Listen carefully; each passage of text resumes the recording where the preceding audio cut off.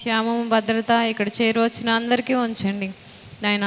దీనురాలైన నన్ను నీ శిలువ బాటును మరుగుపరుచుకొని నాయన ప్రభా, నీ ఉపదేశమును నాయన మా అందరికీ అర్థమయ్యేటట్లు వివరించండి నాయన ప్రభా. నాయన రావాల్సిన వారిని ఇంకా త్వరపెట్టి వారి మనసులను త్వరపెట్టి నాయన నీ మందిరంకు రప్పించుకోమని, ఎంతవరకు నీ కీర్తనలతో నీ నామమును మహిమపరిచాం, అందును బట్టి నీకు వందనములు. కొద్దిసేపు నీ వాక్యాన్ని ధ్యానించుకుంటూ ఉండగా మాకు నీ పరిశుద్ధాత్మను తోడుగా ఉంచి సహాయం దయచేయమని యేసుక్రీస్తు నామమును అడిగి వేడుకొనుచున్నాం తండ్రి, ఆమేన్.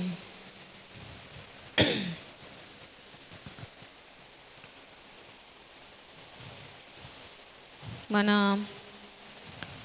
ఆరాధనకు సహాయకరంగా యోవేలు గ్రంథము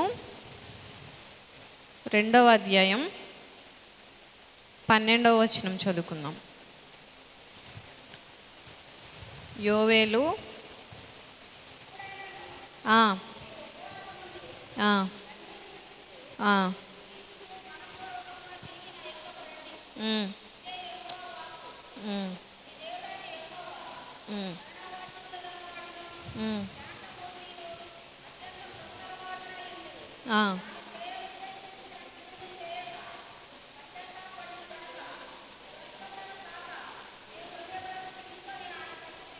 చాలండి.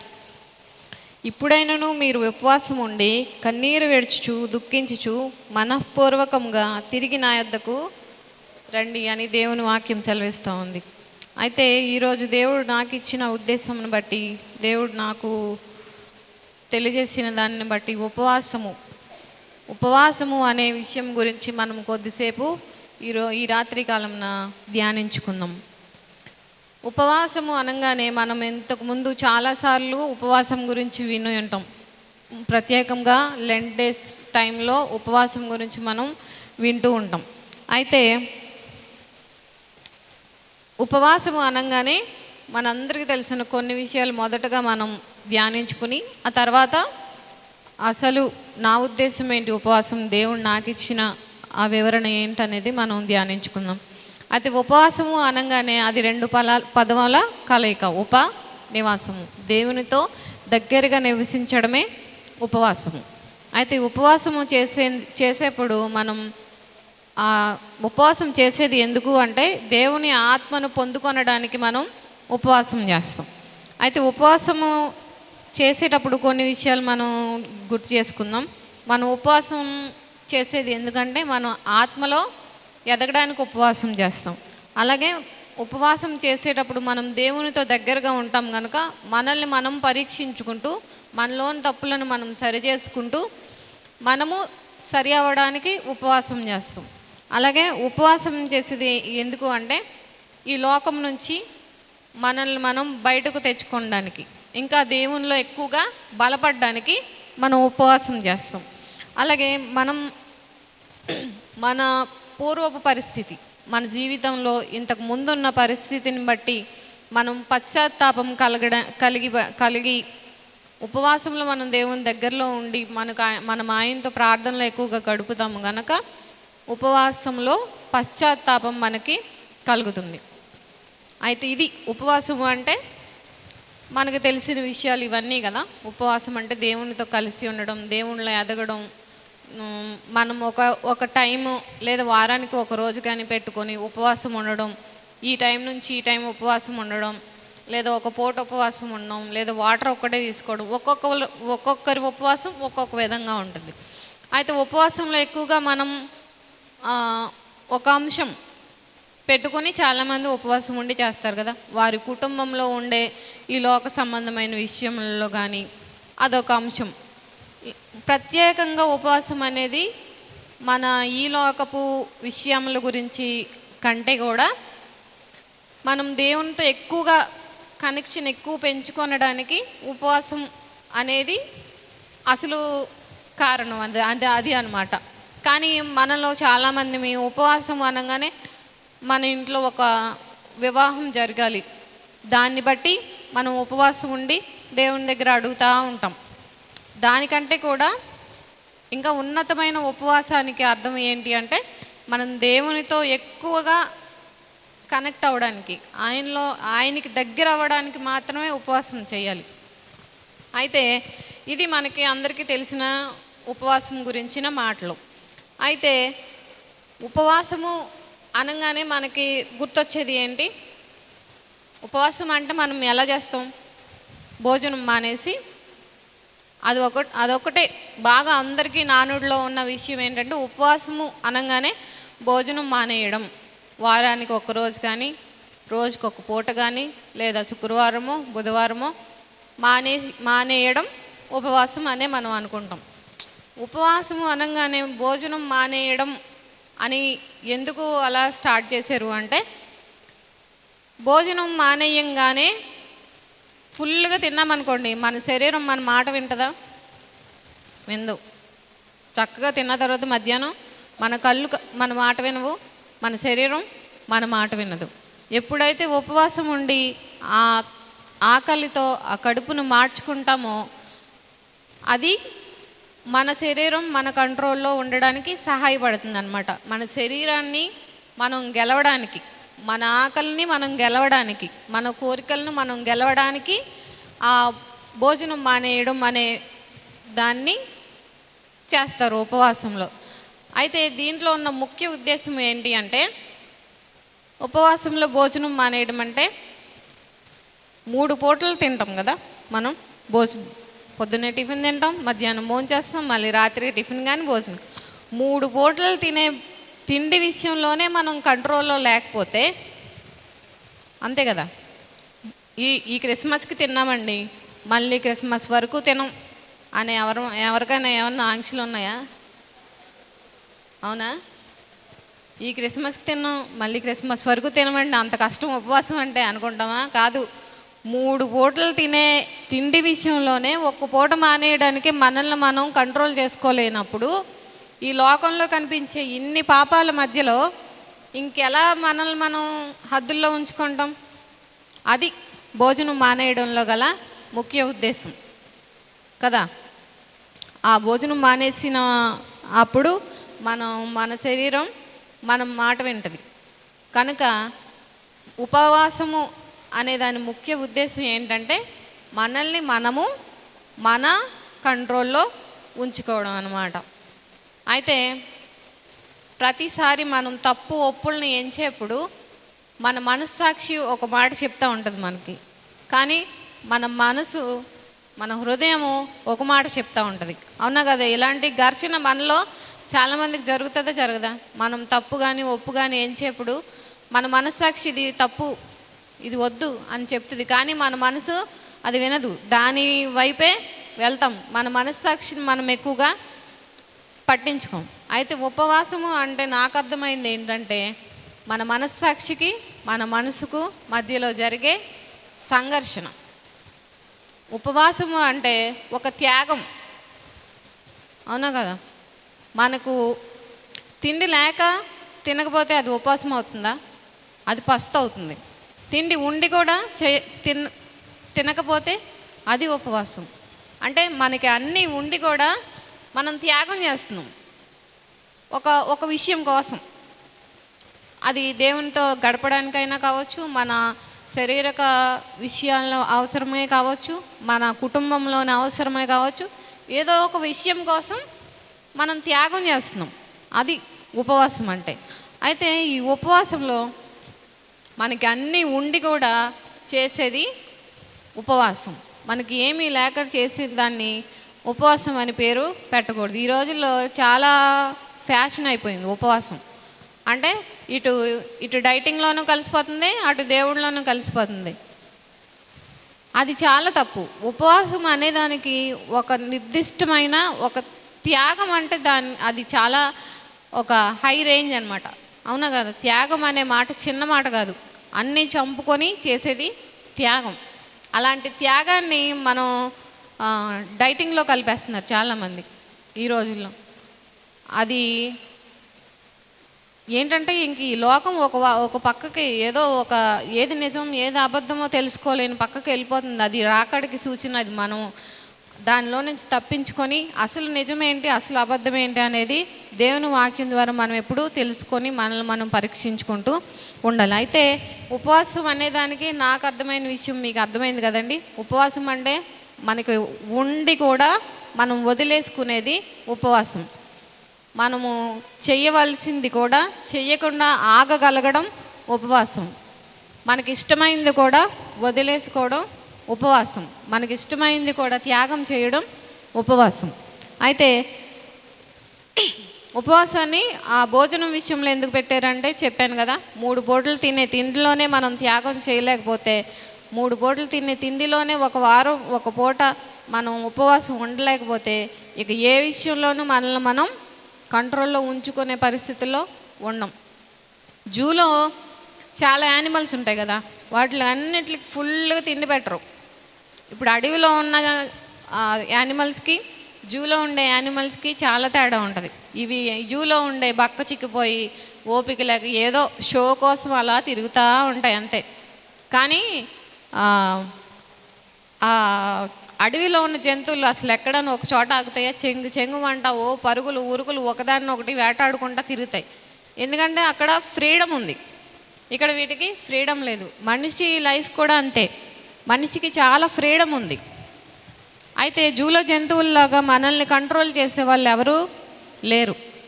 కానీ మనము దేవుని భయము దేవుని భక్తి ఎప్పుడైతే కలిగి ఉంటామో అప్పుడు మాత్రమే మనల్ని మనము మన దేవుని వైపు తిప్పుకొనగలుగుతాం.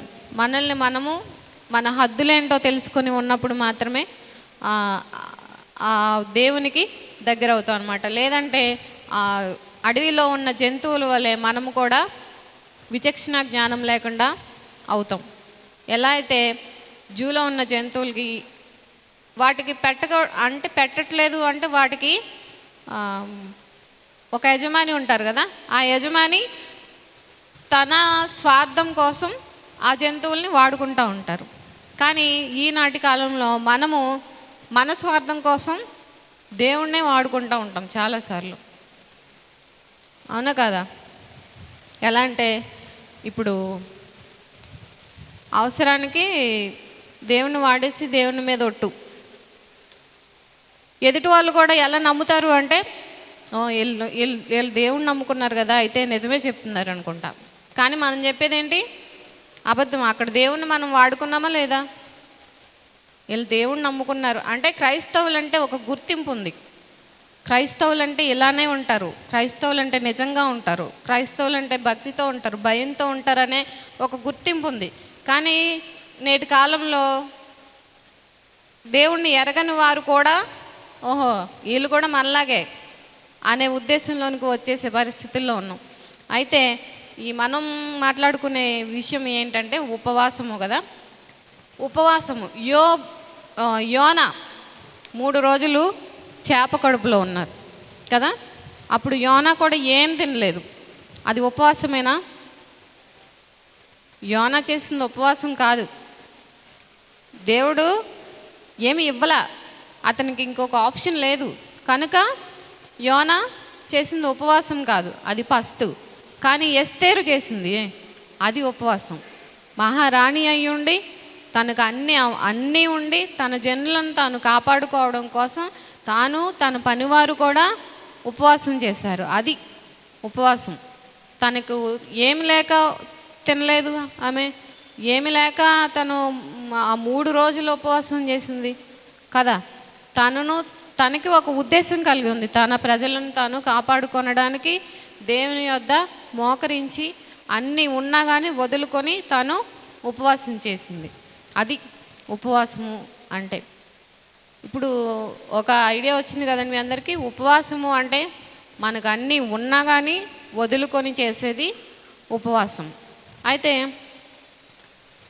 ఉపవాసం అనగానే మనం భోజనం ఒక్కటే అనుకుంటాం, భోజనం విషయంలోనే ఉపవాసం కదా. కాదు, ఇంకా మనం చేయవలసిన ఉపవాసాలు చాలా ఉన్నాయి. అవేంటో ఒకసారి మనం ఆలోచిద్దాం. యెషయా గ్రంథం 58వ అధ్యాయం చూడండి.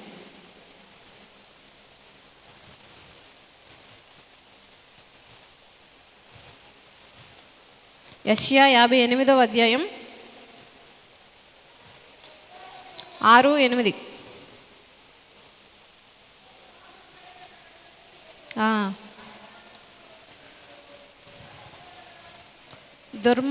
దుర్మార్గులు కట్టిన కట్లను విప్పుటయు, కాడిమోయు మేకులు తీయుటయు, బాధింపబడి వారిని విడిపించుటయు, ప్రతి కాడిని విరగొట్టుటయు నేనేర్పరచుకున్న ఉపవాసం కదా. నీ ఆహారము ఆకలిగొని వానికి పెట్టుటయు, నీ రక్త సంబంధికి ముఖము తిప్పుకొండుటయు, దిక్కుమాలిన బేదలను నీ ఇంట చేర్చుకొనుటయు, వస్త్రహీనుడు నీకు కనిపించినప్పుడు వానికి వస్త్రములు ఇప్పించుటయు, ఇదే కదా నాకు ఇష్టమైన ఉపవాసము. అయితే మనం భోజనం విషయంలో మాత్రమే చేసింది అదొక్కటే కాదు. ఉపవాసం మనం చేయవలసింది ఏంటంట, దిక్కుమాలిన బేదలను నీ ఎంట చేర్చుకుంటయు, వస్త్రహీనుడు నీకు కనబడకుండా కనిపించినప్పుడు వానికి వస్త్రములు ఇచ్చుటయు, ఇదే కదా నాకు ఇష్టమైన ఉపవాసం.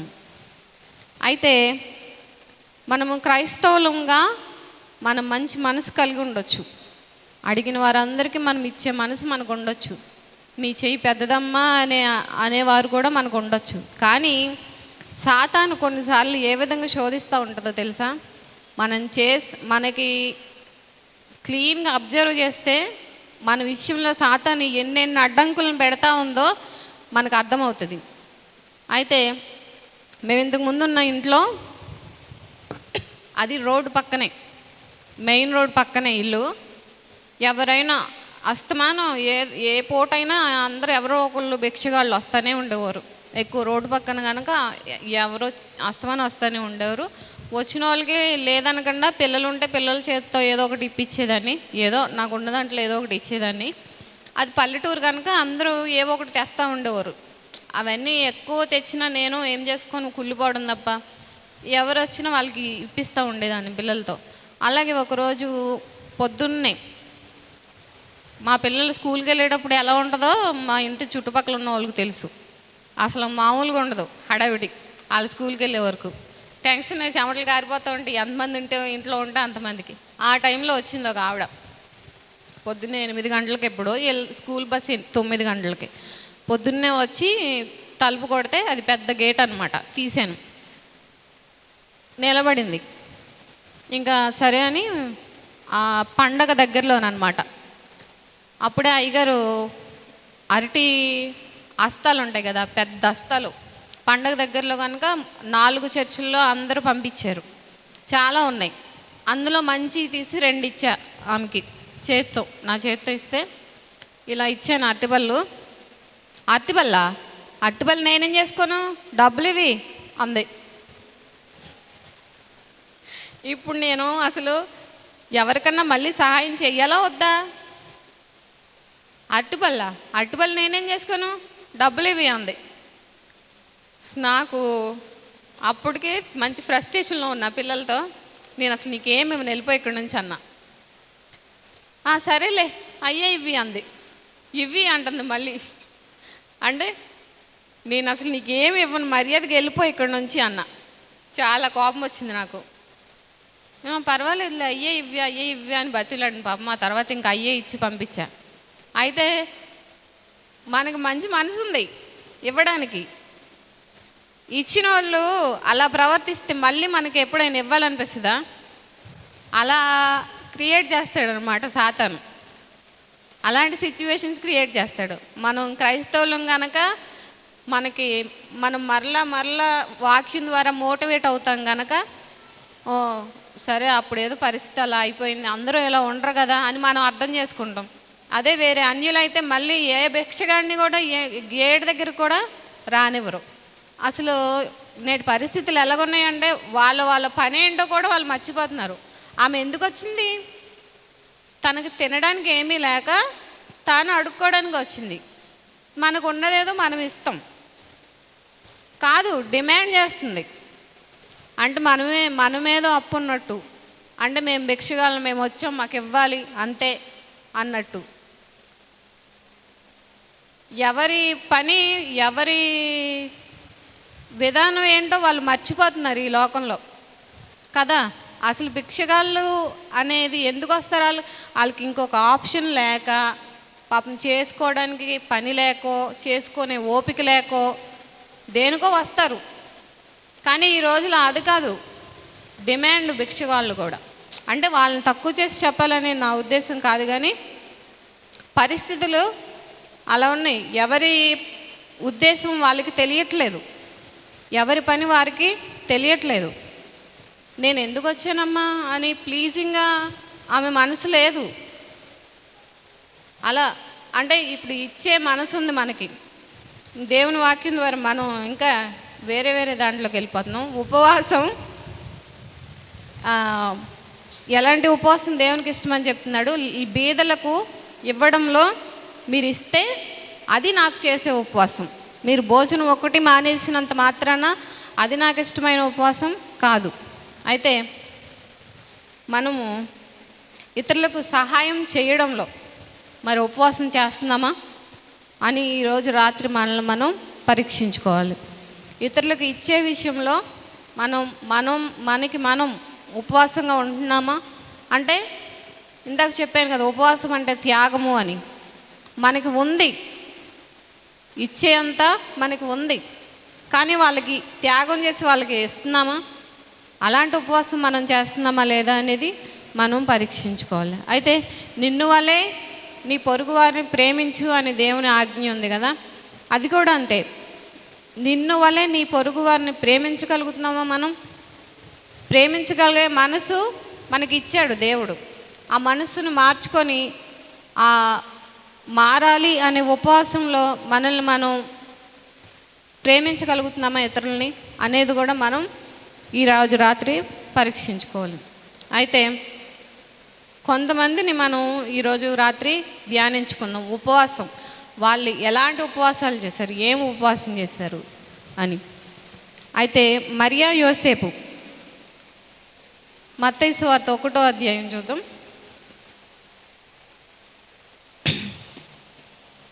మొదటగా మరియా యోసేపులను మనం చూస్తే మత్తయి సువార్త 1వ అధ్యాయం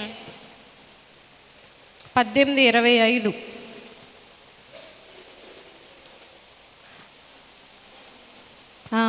అదే ఆ విషయం మనకు తెలుసు కదా.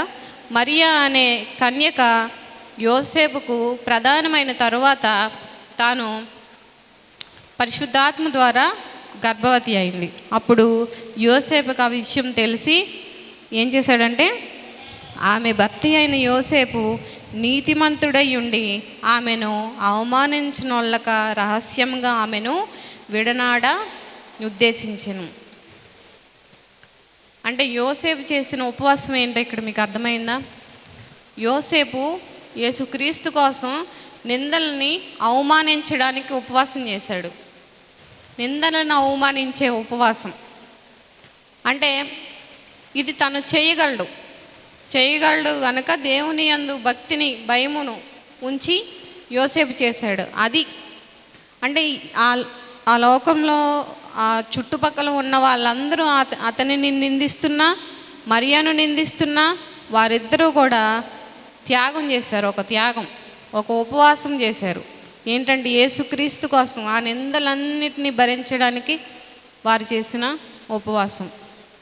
అంటే నేను చెప్పేది మీకు ఎలా కన్వే అవుతుంది నాకు తెలియట్లేదు, కానీ నేను చెప్పాలనుకున్నది ఒకటే, భోజనం మానేయడం మాత్రమే ఉపవాసం కాదు. మనం చేయగలిగింది కూడా త్యాగం చేసి వదిలేసుకోవడం ఉపవాసం. ఇక్కడ ఒకవేళ యోసేపు ఇదంతా నాకెందుకని వదిలేసుకోవచ్చు, కానీ దేవుని కోసం ఉపవాసం చేశాడు, నిందలను అవమానించాడు. అంత అవసరం లేదు. ఒకవేళ వదిలేయాలనుకుంటే యోసేపు వదిలేయచ్చు, కానీ వదలలేదు. మరియను అవమానించకుండా వదిలేద్దాం అనుకున్నాడు, కానీ దూత చెప్పినప్పుడు యోసేపు మరియలు కూడా ఆ నిందల్ని అవమానిస్తూ ఉపవాసం చేశారు. ఆ నిందల్ని, ఆ చుట్టుపక్కల వారు అనే మాటలన్నిటినీ అవమానిస్తూ భరిస్తూ ఉపవాసం చేశారు. యోసేపు మరియలు చేసింది ఉపవాసం. మరి యేసుక్రీస్తు కోసం మనం ఎలాంటి ఉపవాసం చేస్తున్నాం? యేసుక్రీస్తుని నమ్ముకున్న తర్వాత ఎన్నో అపనిందలు, ఎన్నో అవమానాలు, మేమైతే మా కుటుంబంలో మేము అన్యుల నుంచి వచ్చాం కనుక మా బంధువుల నుంచి మేము ఎన్నో అవమానాలని మేము ఎదుర్కొన్నాం. ఎంతోమంది మమ్మల్ని అన్నారు, కానీ వాటన్నిటికంటే దేవుడే ముఖ్యమని మేము ముందుకు కొనసాగం. ఈరోజు దేవుడు మమ్మల్ని ఈ స్థితిలో ఉంచాడు కనుక దేవుని కోసం నిందలో అవమానించడం కూడా, నిందల్ని భరించడం కూడా ఉపవాసమే. అలాంటి పరిస్థితి మనకు వచ్చినప్పుడు మనం చేయగలుగుతున్నామా అలాంటి ఉపవాసాన్ని అని మనల్ని మనం పరీక్షించుకోవాలి. రెండవదిగా చూస్తే సమరయ స్త్రీ. ఈరోజు మనం పాడుకున్న పాటలో ఉంది కదా సమరయ స్త్రీ. యోహాను సువార్త 4వ అధ్యాయం చూస్తే సమరయ స్త్రీ చేసిన ఉపవాసం ఏంటో తెలుసా? ఆ స్త్రీ తన కుండ విడిచిపెట్టి ఊరిలోనికి వెళ్ళి, మీరు వచ్చి నేను చేసినవన్నీ నాతో చెప్పిన మనుష్యుని చూడుడి, ఈయన క్రీస్తు కాడా అని ఆ ఊరి వారితో చెప్పగా. ఇక్కడ సమరయ స్త్రీ చేసిన ఉపవాసం ఏంటని మీరు చెప్పగలరా? సమరయ స్త్రీ యేసుక్రీస్తుని గుర్తించింది. దాని పైన వచనంలో మనం చూస్తే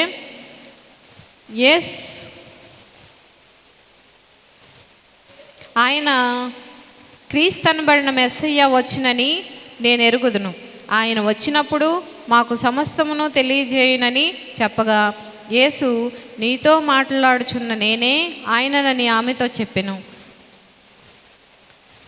అంటే ఆయన ఏం చెప్పారు? యేసుక్రీస్తు మెస్సయ్య అనే ఒక ఆయన వస్తాడని సమరయ స్త్రీ అంది. అంటే నీతో మాట్లాడేది నేనేనమ్మా, నేనే యేసయ్యనని యేసుక్రీస్తు చెప్పినప్పుడు ఆమె యేసుక్రీస్తుని గుర్తించింది.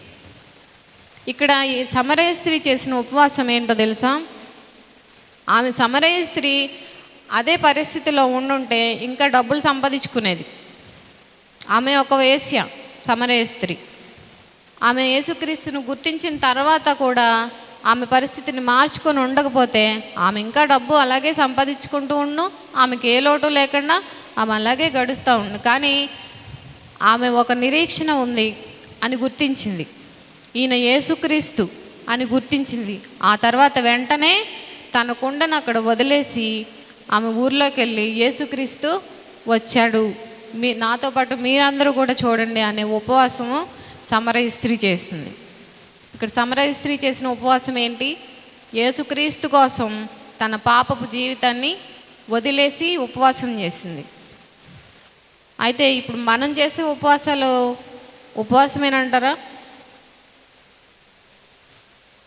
సమరయ స్త్రీ యేసుక్రీస్తుని గుర్తించిన తర్వాత, యేసుక్రీస్తు ఉన్నాడు అని తెలిసిన తర్వాత తన పాపమును తను విడిచిపెట్టి ఊరిలోనికి వచ్చింది. అంతకుముందు మనం ఇందాక పాడుకున్న పాటలో తను ఒంటరిగా వచ్చింది, ఎందుకంటే తన జనముతో కలవడానికి వీల్లేదు.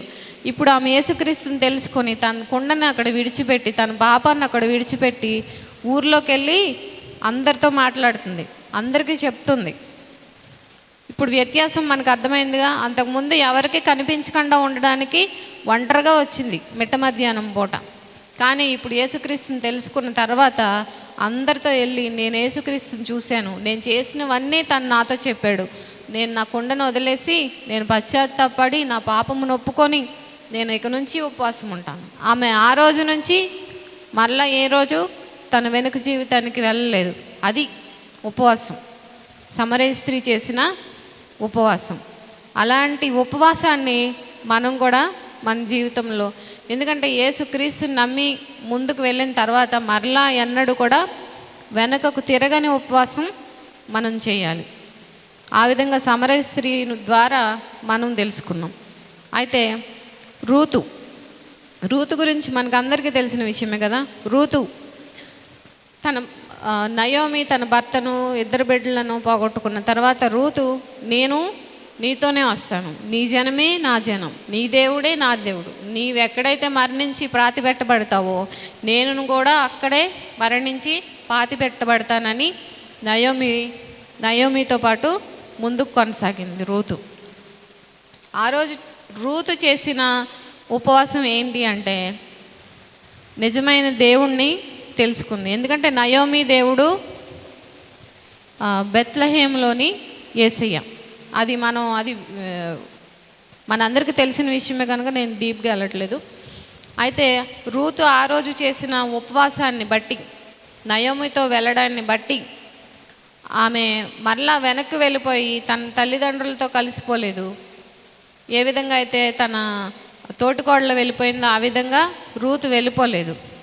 నయోమితో ఉండి తాను ముందుకు వెళ్ళి ఎన్ని కష్టాలైనా భరిస్తూ ఉపవాసంతో తను ఏ మార్గాన్ని అయితే ఎంచుకుందో ఆ మార్గాన్నే ఉపవాసంగా ఉంది. అంటే తను కష్టమైనా కానీ ఏ మార్గంలో ఉందో ఆ మార్గంలోనే ముందుకు వెళ్ళింది కనుక నయోమి దావీదు వంశానికి మూల స్త్రీ అయింది. యేసుక్రీస్తు పుట్టుకకు మూల స్త్రీ అయింది. నయోమి తర్వాత బోయజుని పెళ్లి చేసుకున్న తర్వాత ఆమె పడిన కష్టాల కన్నా అంతకంతకు హెచ్చించాడు దేవుడు. అది రూతు చేసిన ఉపవాసం. అలాగే ఎస్తేరు, ఇందాక మనం చెప్పుకున్నట్లుగా ఎస్తేరు మహారాణి అయి ఉండి కూడా తను అన్నిటినీ వదిలేసుకొని తన జనాంగం కోసం తాను ఉపవాసం చేసింది. ఇది మనం చేసే ఉపవాసం అన్నమాట. తను నిద్ర మానుకొని, భోజనం మానుకొని, నేల మీద పడుకోనో లేదా ఇంకో రకములుగా మనం కూడా ఈ ఉపవాసాన్ని చేస్తాం కదా, ఆ ఉపవాసాన్ని ఎస్తేరు కూడా చేసింది. అలాగే యెహోషువ గ్రంథంలో 2వ అధ్యాయం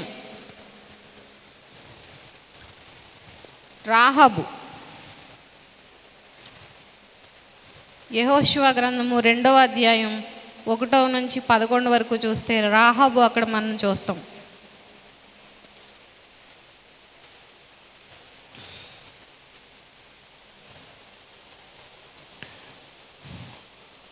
రాహాబు అనే ఆమె ఒక వేశ్య. ఆమె యెరికో పట్టణంలో ఉంది.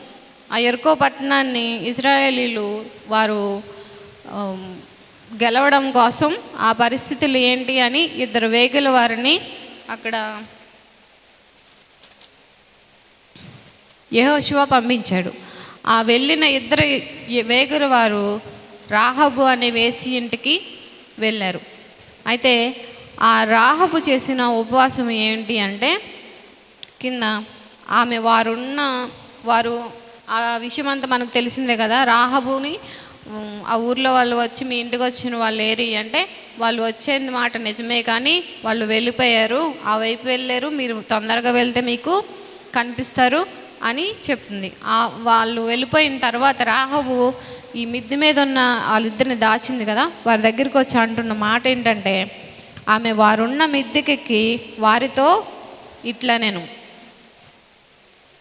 యెహోవా ఈ దేశమును మీకు ఇచ్చుచున్నాడనియు మీ వలన మాకు భయం పుట్టిందనియు మీ భయం వలన మా దేశ నివాసులందరికీ ధైర్యం చెడుననియు నేను ఎరుగుదును.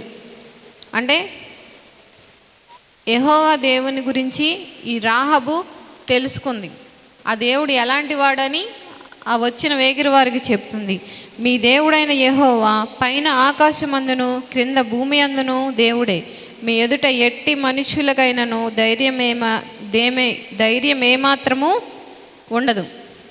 ఇక్కడ రాహాబు చేసిన ఉపవాసం ఏంటి అంటే రాహాబు ఆ వేగిరి వారిని చేర్చుకొని తాను పాత జీవితాన్ని వదిలివేసి నిజమైన యెహోవా దేవుడు ఎవరో తను తెలుసుకుంది.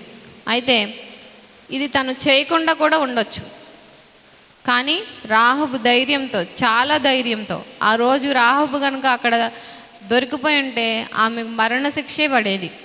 కానీ ఆమె దేవుని కోసం ఒక త్యాగాన్ని చేసింది, ఒక ఉపవాసాన్ని చేసింది.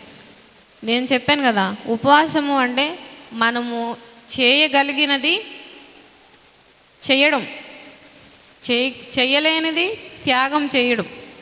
అది ఇక్కడ రాహాబు చేసింది. అది ఆమె అక్కడ వేగిరి వారిని చేర్చుకోకుండా కూడా ఉండొచ్చు, కానీ ఆమె ఇంటి వారును కాపాడబడడం కోసం ఆమె ఒక ఉపవాసం చేసి ఒక త్యాగం చేసి ఇక్కడ వేగిరి వారిని దాచిపెట్టింది అన్నమాట. అలాగే ఇప్పుడు మనం చూసిన వారందరూ కూడా వారి కష్టం కలిగినా ఆ కష్టంలో దేవుని కోసం ఒక త్యాగం చేశారు, ఆ కష్టంలో దేవుని కోసం ఒక ఉపవాసం చేశారు. అది మనం చేయవలసిన ఉపవాసం కూడా. మనము ఇరుగు పొరుగు వారిని ప్రేమించగలిగే మనసు ఉన్నా కానీ ప్రేమించలేకపోతున్నాము అంటే మనం ఉపవాసం చేసేవారంగా లేము. మనకి ఇవ్వగలిగే ఆస్తి ఉండి కూడా మనము ఎదుటివారికి ఇవ్వడానికి ఇష్టపడట్లేదు అంటే అది మన ఉపవాసం కాదు. మనం తిండి మానేసి నిద్ర మానేసి ఎంత చేసినా అది ఉపవాసం లెక్కలోనికే రాదు. మనం చేయవలసిన ఉపవాసాలు ఇంకా చాలా ఉన్నాయి. ఒకవేళ అది దానియేలు వలె, దానియేలు 6వ అధ్యాయంలో మనం చూస్తే దానియేలు ఆ రాజుకి అన్ని విషయాల్లో చాలా సహకరిస్తున్నాడు. ఆ ప్రధాన యాజకులకి దానియేలు మీద చెప్పడానికి ఒక్క చాడీ కూడా దొరకలేదు. అయితే వాళ్ళు అప్పుడు అందరూ ఆలోచించుకున్నారు, దానియేలుని ఎలాగైనా ఇరికించాలంటే అది దేవుడి విషయంలో మాత్రమే మనం ఇరికించగలమని వాళ్ళు అనుకొని రాజు దగ్గరికి వచ్చి 30 రోజులు రాజుకు తప్ప ఇంకెవ్వరికి కూడా మొక్కకూడదు అనే శాసనాన్ని రాజుతో ఇప్పించారు. అయినా కానీ దానియేలు వెళ్ళి తన అలవాటు ప్రకారం ముమ్మారు మోకాళ్ళుని ప్రార్థించాడు. ఇప్పుడు తప్పు దొరికిందిగా దానియేలు దగ్గర రాజుకు చెప్పడానికి. అది దానియేలు చేసి ఉండకుండా కూడా ఉండొచ్చు. కానీ దానియేలు చేసిన ఉపవాసం ఏంటి? దేవుని కోసం అక్కడ త్యాగం చేశాడు దానియేలు. ఒకవేళ తను రాజు చెప్పినట్లే దేవునికి మొక్కకుండా ఉండుంటే దానియేలుని తీసుకెళ్ళి సింహాల బోన్లో వేసి ఉండేవారే కాదు కదా. అంత రిస్క్ చేయాల్సిన అవసరం ఉండేది కాదు కదా దానియేలుకి. కానీ దానియేలు దేవుని కోసం ఉపవాసం చేశాడు. తను చెయ్యలేని పనిని కూడా, వద్దు అన్న పనిని కూడా దేవుని కోసం చేశాడు. అది ఉపవాసం అంటే. ఇప్పుడు నా ఉపవాసానికి నాకున్న ఉద్దేశం మీకు అర్థమైందని నేను అనుకుంటున్నాను. ఇలా మనం చేయవలసిన ఉపవాసాలు ఇంకా చాలా ఉన్నాయి. ఇతరులని ప్రేమించడమే కావచ్చు, ఎదుటివారికి ఇవ్వడమే కావచ్చు, లేదా చెడు మాటలు మాట్లాడకుండా ఉండడమే కావచ్చు. ఇప్పుడు ఒకరు మనకి ద్రోహం చేశారు, ఆ ద్రోహాన్ని మనం పదే పదే అని వారిని బాధపెట్టి మనం బాధపడి అంటే ఇంకా అది అయిపోయింది వదిలేద్దాం అనే ఉపవాసం మనకు లేదు. నోటి చివరి వరకు తిట్టగలిగే మాట వచ్చి కూడా తిట్టకుండా ఉంటే అది ఉపవాసం. తిట్టే అవకాశం నీకు ఉండి కూడా తిట్టకుండా ఉంటే అది ఉపవాసం. ఇచ్చే అవకాశం మనకు ఉండి కూడా ఇవ్వకపోతే అది ఉపవాసంలోనికే రాదు. అది అన్నమాట. దేవుడు మనకు చేస్తున్న ప్రతి విషయాన్ని బట్టి మనం ఉపవాసం ఉండాలి. ఉపవాసం అంటే మనం భోజనం ఒక్కటే మానేసి ఉపవాసం ఉన్నంత మాత్రాన దానిలో ఏం ప్రయోజనం ఉండదు. కానీ మనకు చెడు తలంపులు వచ్చాయి మనసులో, ఆ చెడు తలంపులను మనం చేయగలిగే అవకాశం మనకు ఉంది. కానీ చేయకుండా ఉండడం ఉపవాసం. తప్పు చేయగలిగే పరిస్థితి మనకు ఉంది, చేసినా అడ్డుకునేవారు మనల్ని ఎవరూ లేరు, అయినా తప్పు చేయకుండా ఉండడం ఉపవాసం. అది నేను చెప్పాలనుకున్నది ఈరోజు.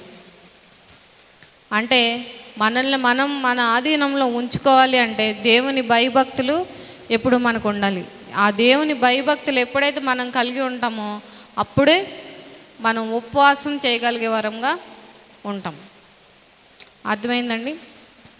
అది నేను ఈరోజు మీకు కన్వే చేయాలనుకున్న మెసేజ్ ఏంటి అంటే, మనకి తప్పు చేయగలిగే అవకాశం ఉండి కూడా మనల్ని ఆపగలిగే వారు ఎవరూ లేకపోయినా కూడా మనం తప్పు చేయకుండా ఉంటాం చూడండి, అది ఉపవాసం.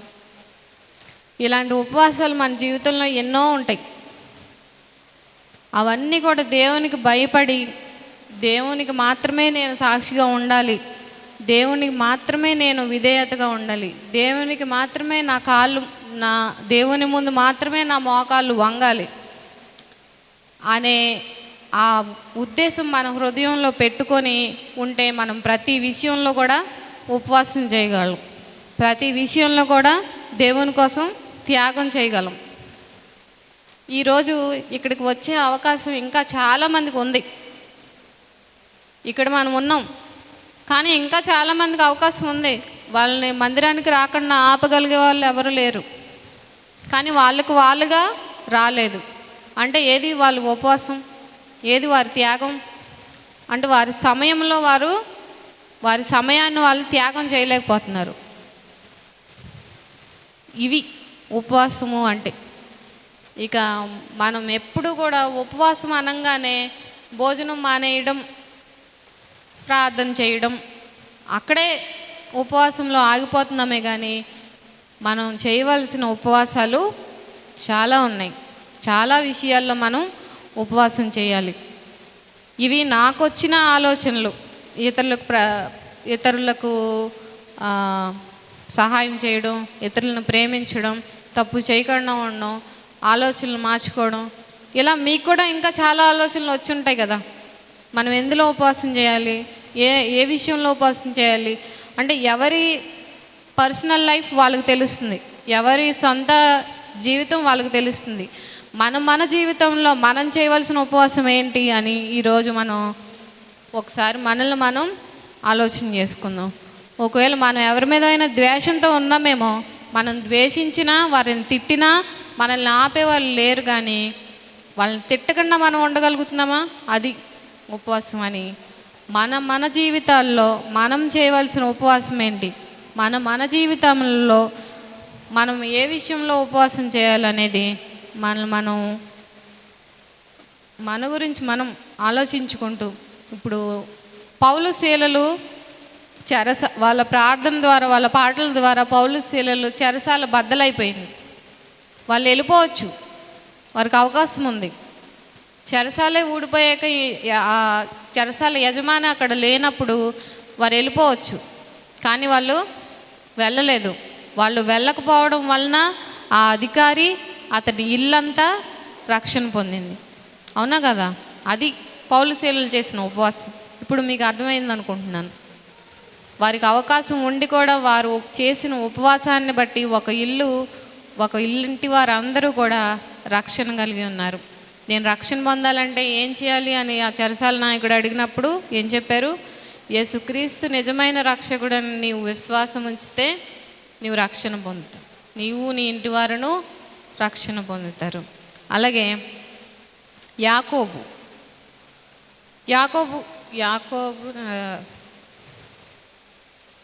పోతీఫరు భార్య యాకోబే కదండి. ఎవరు?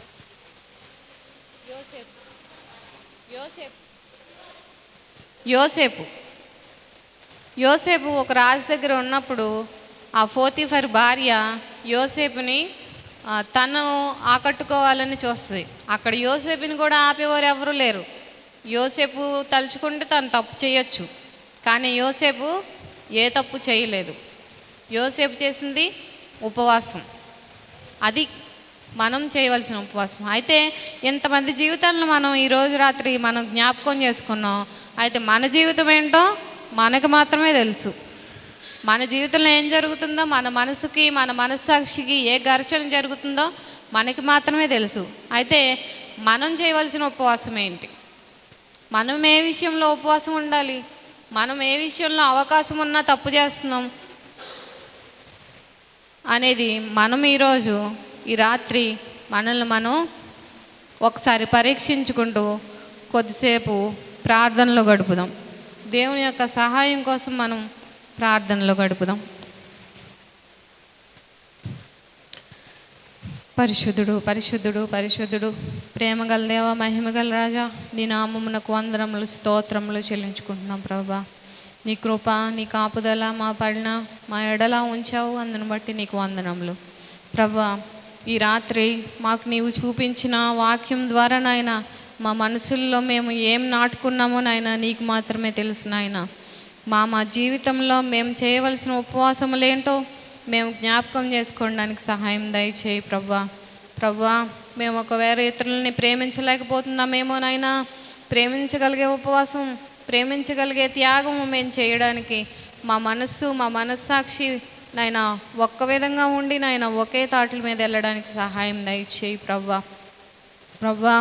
ఇంకా మేము ఏమేమి విషయంలో నాయన తప్పిపోతూ ఉన్నామో మమ్మల్ని క్షమించండి నాయన ప్రభా.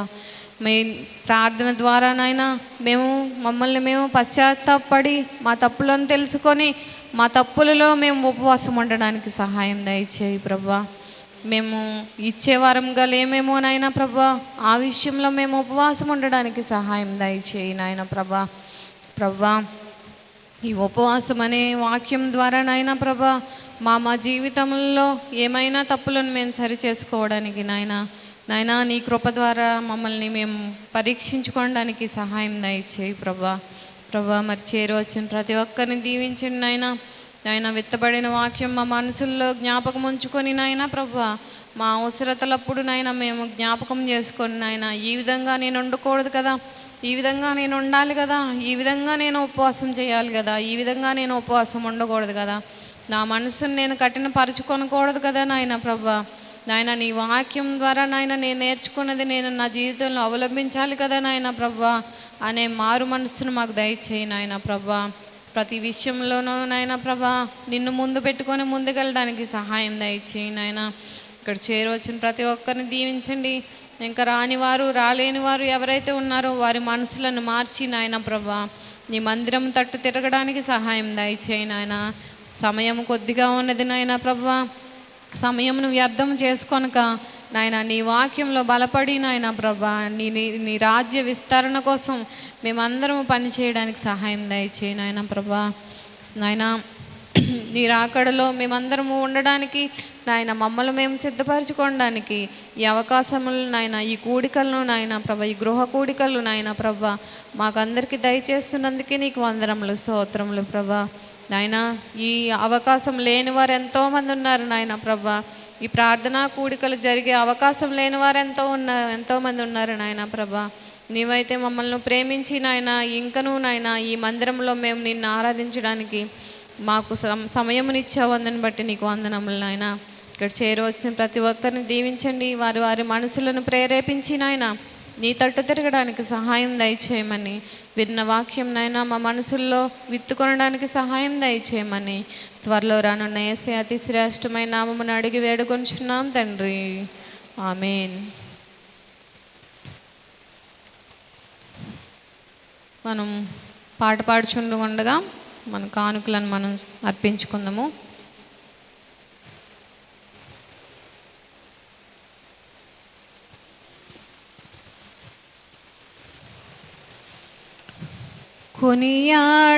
కొనియాడతరమే నిన్ను కోమల హృదయ, కొనియాడతరమే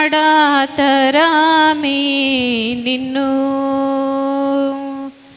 తనరారు దినకారు బెనుతారాలను మించు, తనరారు దినకారు పెనుతారాలను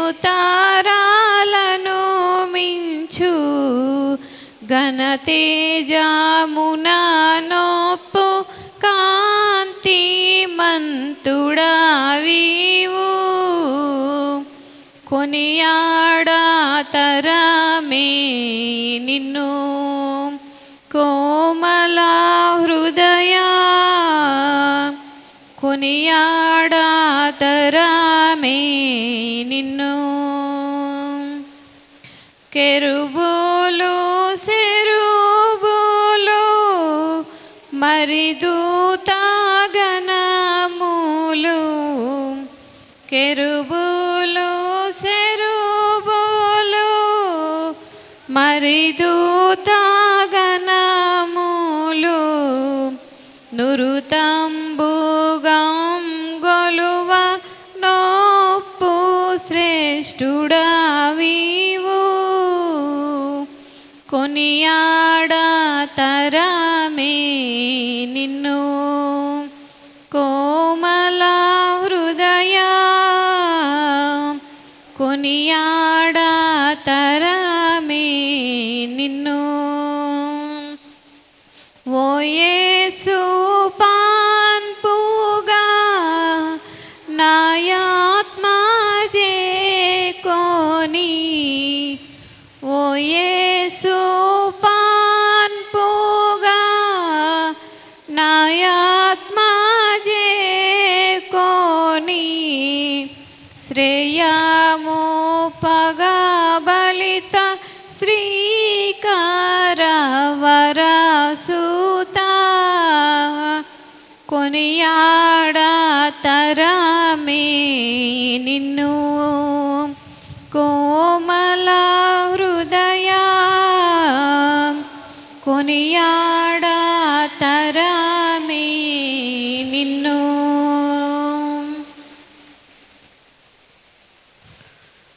అందరికీ వందనాలండి. అయితే ఒక చిన్న విషయం చెప్పాలనుకుంటున్నాను. మనము నెలలో 4 వారములలో ఇలా పాటలు పాడుకుంటున్నాం.